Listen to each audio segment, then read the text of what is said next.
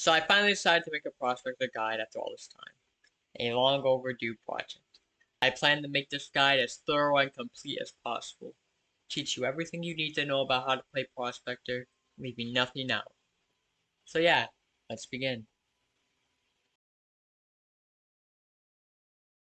For Prospector, I highly recommend using broken windows under all circumstances. Broken windows synergizes well with Prospector. Using the speed boost to transition in conjunction with its magnets can allow you to gain absurd amounts of distance, which is really good.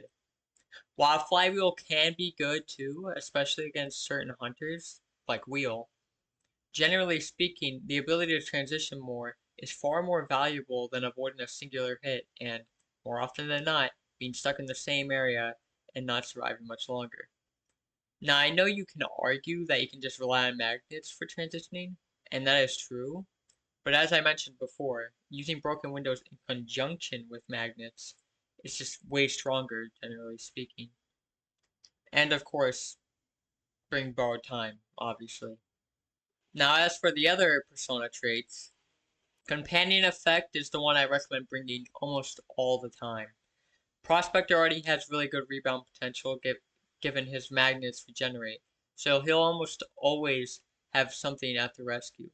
So having a speed boost to help secure a good rebound kite is not to be underestimated. It's come in handy a plethora of times for me. As for the other traits, whichever you use is entirely up to you. They can all be viable in their own way, but for what I use with Prospector, what I find to work best is having one in sticker helps a lot more than you'd think against slugging. The extra healing speed is good, and the crawl speed bonus can be situationally useful. And to further improve Prospector's healing capabilities, I like to bring Doctor to make him heal extra fast, which has been very useful throughout many games. Now, this is the build I use and what I think is best for him, and what I generally recommend. But remember, you can always adjust the above to whatever your personal preferences may be, or what you think would be best to bring depending on variables like your teammates' characters or the map. And also, Prisoner's Dilemma is something I recommend using if you're solo queuing. Outside of that, it's not all that great. In this section, we'll cover the more general aspects of playing Prospector, such as spawns, general kiting, and so on. As Prospector, I simply recommend spawning the standard kiter spawns, nothing special. In a 4-man team, this can change, however, with team plans and coordination. But if you're solo queuing or playing without VC, simply standard spawns are fine. Now, kiting with Prospector may vary from person to person. What I like to do as Prospector is use my multitude of speed boosts and magnets in conjunction with one another to constantly transition against hunters, and kiting in a very safe way that keeps a lot of distance between me and the hunter and puts me at minimal risk. Now, this changes against certain hunters who counter transitional kiting very well. We'll get back to this later. But generally speaking, that's what I aim to do. I plan out a kiting route from wherever my spawn may be, and use broken windows and magnets to transition to where I need to go. When transitioning, be sure not to kite other ciphers though. And don't forget about the speed boost from lockers and ciphers. Utilizing it properly can be game changing with how useful it can be, giving a decent amount of distance and sometimes making or breaking a kite. So be sure to plan out your kiting routes in advance in accordance with any lockers or ciphers you may plan to utilize while kiting. As Prospector, your main source of self-defense is your magnets, obviously, and using them efficiently is the key to success. The best way to use a magnet is to either save yourself from a hunter ability, such as canceling Anne's cat stun, or using them to transition to another area you want to have made it to otherwise. Never use a magnet if you don't have to. Like when transitioning from one area to the next, if you can make it without a magnet, then don't bother wasting one on your way there. However, using a magnet to cancel a hunter ability, or simply stun the hunter when you're in a risky spot is never a bad move. Even if you could have made it out fine without a magnet, it's always better safe than sorry. Now, I've been mentioning using magnets for transitioning a lot, but how exactly would you do that? Well, let's say you're trying to make it to a specific pallet, and won't make it normally. Well, you can use a magnet to pull the hunter into a nearby obstacle to give yourself the time needed to make it to where you need it to go. Under no circumstances, though, should you ever push a hunter away to transition unless you are forced to, because it puts you in far more risk given you're more easily targetable by hunter abilities, given that you have to get a lot closer to push them away. Plus, a good majority of the hunters have long enough reach to cancel attack recovery. Now, the best way to maximize stun time when playing Prost is to almost always stun like this. Start by switching polarity next to a wall or obstacle within reach of the hunter.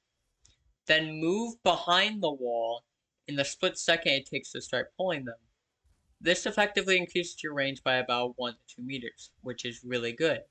Which is why I constantly do this whenever I can, because it stuns them for longer, gives you more effective range, and makes so you don't have to waste time you could be spending transitioning sitting behind a wall.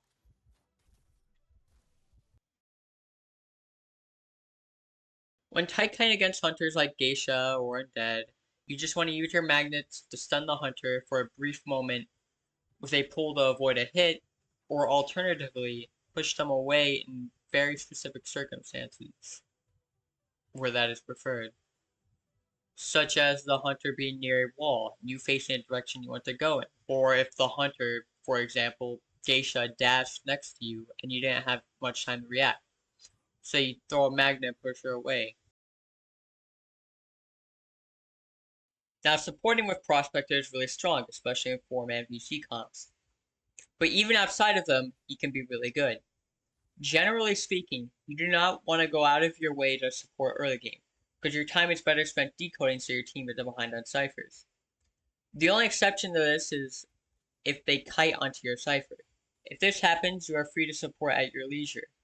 However, when supporting the early game, be sure that when supporting you make sure you have a safe escape route if the hunter decides to switch targets to you, because it's still early game and the hunter will pick whichever target is easier to get. And don't go overboard with the supporting. Use 1 or 2 magnets, but after that, either leave if they stay kiting your cipher, or decode when they transition away.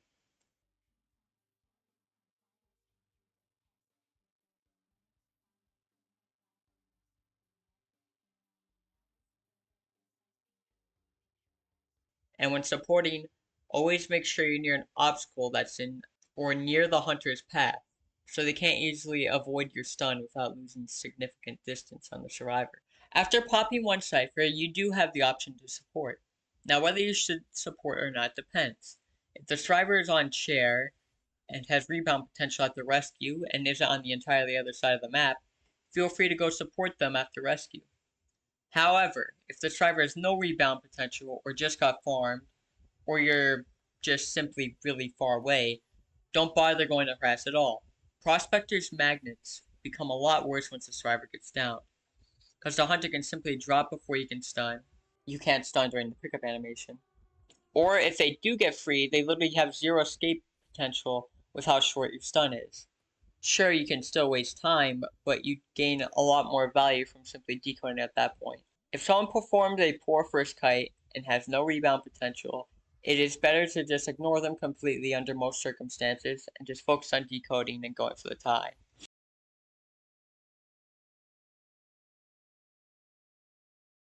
Now this may vary, but generally speaking, when there is a survivor you're trying to keep alive until the last cipher is primed, who is dead on chair, it is almost always best to harass as much as possible to ensure the survivor stays alive long enough for the cipher to be primed. Be sure to use your magnets sparingly as well, because you need to conserve them to maximize your teammate's survival.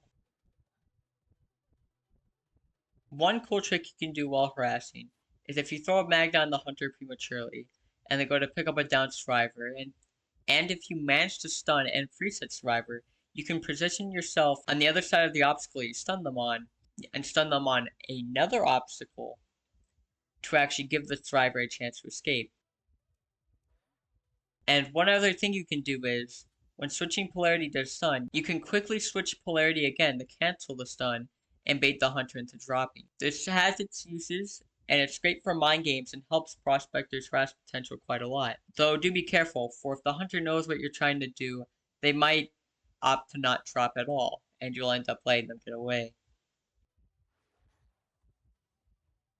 Prospector isn't the best rescuer, but when going for rescue against certain hunters who can pressure chair very well, like Bonbon or Naiad, you can always throw a magnet while sitting next to chair to push them away and get an easy rescue, if you think the rescue is going to fail otherwise. Now, mind you, this can sometimes lead to attack recovery cancels if the hunter swings as you push, but there isn't much you can do about that.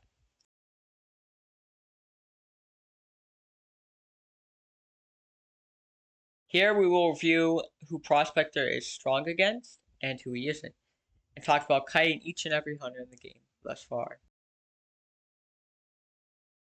To kite Hell Emperor, simply constantly transition against him, and that's about it. There's really not much to say here.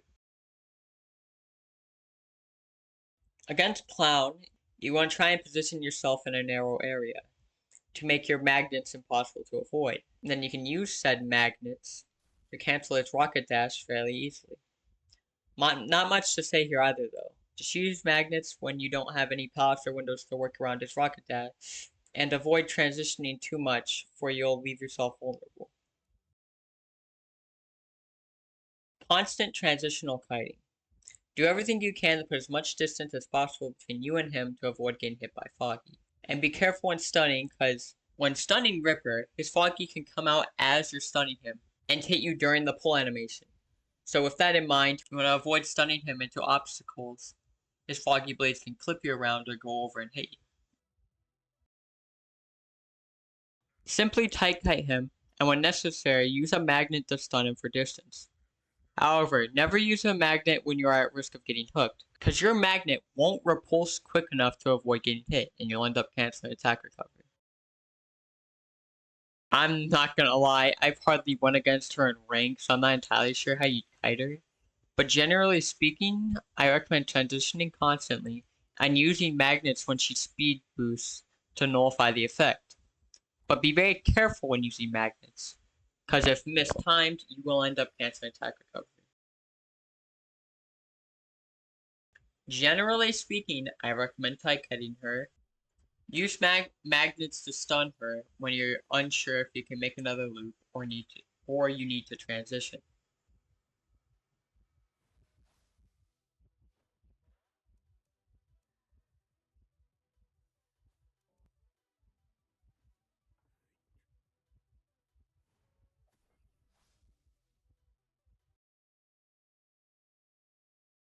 Constantly transition and use magnets when necessary. And if you're in a situation where you're circling a tentacle to avoid a hit, you can stun the feaster on the tentacle and then run away. Though this is very risky, so I don't recommend it unless you have absolutely no other choice. For Blackguard, make sure you preemptively throw a magnet on him before he bells, so you can push him away after the stun, and constantly transition, of course. For White Guard, simply tight kite him and only use magnets when you need to avoid hits or in transitioning. Just transition. Never loop him when he has max presence. Simply transition. And stay in the open as much as possible to minimize the risk of him being able to trap you with his walls.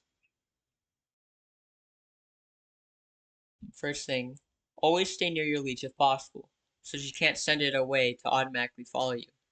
And for dealing with Patroller, you can use a magnet on the follower chasing you and hide behind any obstacle and switch polarity when you get stunned to cancel a stun animation. When used in conjunction with pallets and windows, this can enable Prospector to easily kite out Patroller if executed well. Constantly transition and stay clear of corrupted areas if possible.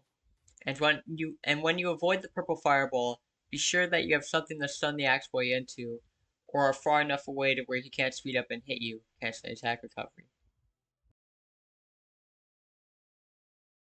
For Lizard, if you're near any low ceiling areas, he just can't do anything. But if you're not, I recommend placing magnets. I recommend placing a magnet on him before he jumps if you're in a very risky position. so you can either stun him out of the sky or repel him if he lands near you.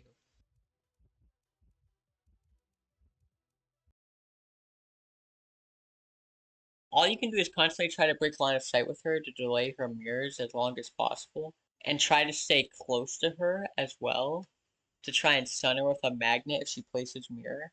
But any good bloody queen will just walk backwards and place mirror. So really with Prospector there's not much you can do except hope she's bad. Just like many hunters on this list, constantly transition. Though be mindful when stunning. Don't attempt to stun if he's setting up a chain bomb that could hit you.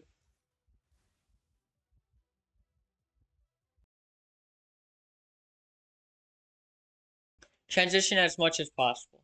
Whenever she places cats and you're at risk of being jumped on, simply throw a magnet on her to cancel her stun if she jumps on you. It's that easy. Transition as much as possible, and only use magnets after he uses a note, because a good violinist will almost always hit you if you try to stun him while he's trying to hit you with a note. Though you can also try and bait out notes by faking stunning him at certain walls or obstacles, but yeah. What I like to do against Sculptor is to, you guessed it, constantly transition. So what I like to do is bait out statues by faking going for a stun, and try and confuse her to make it possible to stun her without getting hit. Or if you're kiting near high walls, which is ideal, you can just stun her from behind those walls with very minimal risk. What you want to do against undead is loop long loops, preferably ones with lots of obstructions, like a rock, and use your magnets to try and stun him while he's still far from you, force him to either eat the stun and give you distance, or use a charged attack to try and hit you, but if done right, he'll be too far away and end up wasting his time. Outside of wheel form, you just want to transition against him. Use routes that always have multiple options for you to go down so he can't trap you. And something you can do is use a magnet to cancel a snap, although any good wheel won't let this happen. It's still a good last resort that may sometimes work if they mess up. Against Naiad, you want to constantly transition. Wow. You guessed it. And when necessary, use a magnet to repel her when she pulls back Harpoon next to you. Never use magnets while she's swimming around. You're just wasting a magnet by doing that because she's still going to catch up and hit you anyway 99% of the time. And be sure to be mindful of your position relative to the Naiads when she pulls her Harpoon back. Make sure you're being repelled towards a place you can kite and not into a wall. You want to tight kite him, and only stun when you have to, given using a magnet applies wax to you when pulling him into you. Make use of repulsion whenever possible to avoid getting wax on you. And if you're ever in a position where you have a lot of wax and are about to be stunned, you can have him stun you over a long loop and then pull him into you to cancel a stun. However, most wax artists are aware of this trick and don't shoot. So you'd be better off going to a long loop, like Shack Pallet, tossing the pallet, and then forcing yourself to get stunned while he's on the other side by pulling him into the wall and stunning him, which for the most part will nullify the stun and allow you to kite a lot more than you should have. Tight kite him. Trying to transitionally kite him won't work given his jump ability he can use every time you stun, reducing the stun time significantly. And be careful when using magnets when tight kiting. Be sure you're not within jump distance when you use a magnet. Though I don't recommend using magnets for tight kiting against Nightmare. You should save them for when you need to transition. You will not guess this one. Just transition a lot against her, and be mindful what she has recorded when kiting. That's about it. You will not believe this. You'll want to transition against him. Though, be sure to stay near high walls if possible to avoid the orbs. And if he is about to jump on you, right before he lands, throw a magnet down so when he lands, it automatically cancels the stun and pushes you away. And try to position yourself in a way where you don't get pushed into a wall. and around low obstacles, if you have a magnet on him and he shoots an orb, you can switch polarity right before it hits to cancel the stun. Tight kite him, and if he uses Wind Tempest, you can simply use a magnet to cancel the ability. Same with if you're transitioning. When transitioning, always be near some form of obstacle to stun him into if his ability is off cooldown. I recommend tight kiting her. For when you're transitionally kiting, similar to Nightmare, her dash will reduce your stun time significantly. Use magnets when tight kiting her very carefully, because when used improperly, it can lead to an attack recovery cancel. Use them when she's dashing a lot and is threatening to catch up to you. Transitionally kite him almost all the time. Similar to Sculptor, you can fake going for a stun at obstacles to try and bait out his pickaxe. And if he doesn't fall for the bait at all, you can still stun him before he can pull pickaxe back if you're fast enough. Just ensure to look behind you so he doesn't move out of range without you knowing. Against Ivy, if you have really high scare, you can preemptively throw a magnet on her, go to a low obstacle, and purposely look at Ivy to stun yourself. And if she comes close to you, she'll cancel the stun and stun herself. And for max presence, if she TPs onto you, you can toss a magnet on the floor where Tomb is, then fake running away for a split second, then run back towards her, so when she scares you with Ghost and stuns you, the stun will be cancelled. Though if the Ivy predicts your schemes, this won't necessarily work 100% of the time. So I only recommend doing this if you have no other choice. What I recommend doing if the option is there, is waiting on one side of a pallet, preferably one that's part of a long loop, throwing a magnet down when she TPs, then going to the other side and toss the pallet down. If she stuns you here, you'll cancel it and get away. If she doesn't, you'll have pushed her back, and as long as it's a good pallet, she won't be able to get you without breaking it, giving you a chance to kite. But that's about all I have to say about Prospector. Hope you were able to learn from this video and are able to apply what you've learned to your own gameplay to improve as a player. And with that being said, see ya.